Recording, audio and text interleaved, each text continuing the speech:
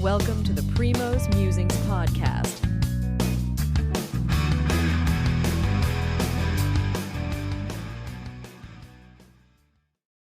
Good morning. This is Sri Primo here with the quick update on the first day of the first test match between Australia and India. And it started off with a bang for Australia with start striking early with India's best player for the last few months, Yashasvi Jaiswal, getting caught in the slips. And that didn't bode well for India with the start, with a start like that. And then right away, Parikal went caught behind as well.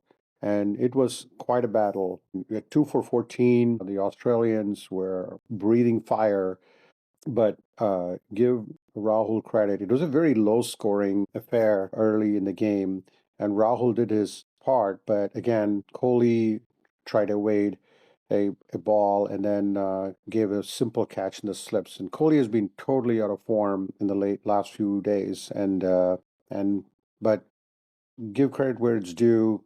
Rahul and Pant actually held the fort for some time.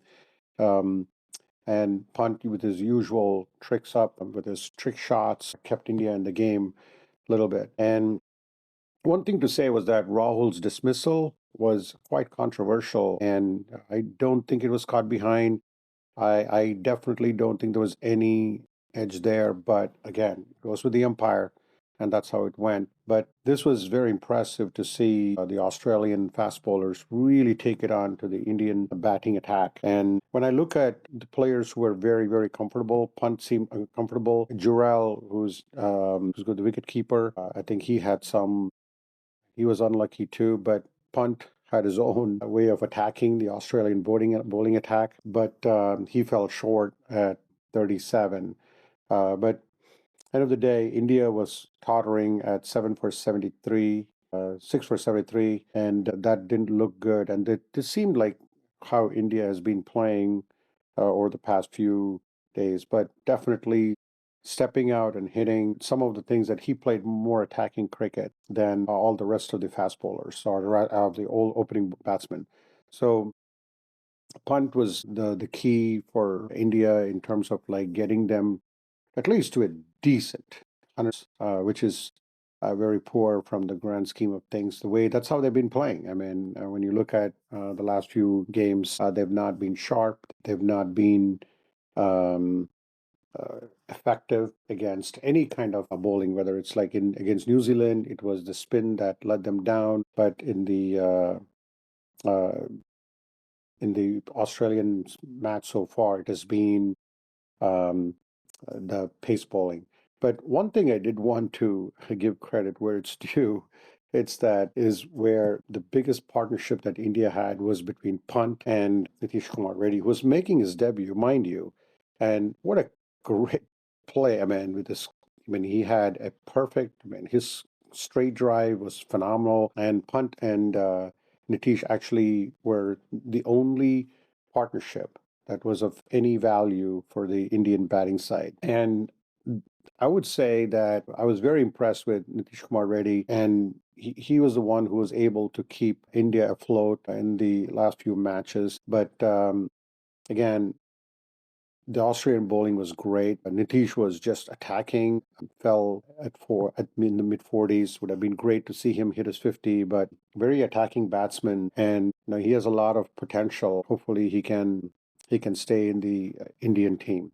So with India bundled out for 150 runs in just 50 overs, it seemed all over. But gotta give credit where credit is due, where the Indian bowlers definitely came up big. And they early in the game there was like little a catch I think dropped in the first slip, but Bumrah definitely came very strong. Got an LBW, but then right away got Marnus on a great slip catch there, and with Australia and Kohli taking a brilliant catch there.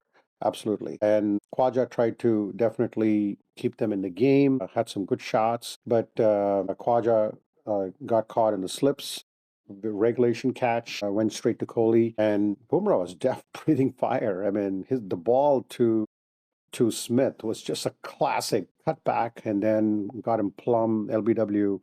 And Bumrah definitely kept India in the game. Travis Head came in, had a great this one, but the ball was just phenomenal from, I think it was like Rana, I think. Yeah, it was excellent. Just got him, castled his wickets. And between Bumrah and Siraj, India was just the comeback was on between all of them, and they definitely kept India with Australia at 5 for 42. India was back in the game with a 100-run lead at that point. I was wrong, but Marnus was actually he scored 2 runs in 48 balls. I mean, but then Siraj absolutely got him finally, on an LBW, and that's how he perished. And it was a good comeback for Siraj, but Australia are fighting back. They were 7 for 57, but right now they ended at 67 for 7. Alex Carey provided some good shots at the end. So he's someone to contend with. But he's the danger man for India at this point. And Stark is there as well. But India has to attack very quickly. Carey's still on the crease. This could easily, from an Indian standpoint, they have to get these 2 wickets very quickly, or all the last 3 wickets. So good credit to Australian bowlers and the Indian bowlers who have demonstrated that Perth is indeed a bowling track. No spinners have taken any wickets for India yet, but it's been between Harshit, Siraj, and Bumrah. In fact, none of the spinners have even bowled. So that's how we end the first day, and very exciting first day, and looking forward to this will definitely yield result the way it's looking right now. Right now, advantage India, but things could change tomorrow morning. Thanks again for listening. Thank you for listening. Primo will be back soon.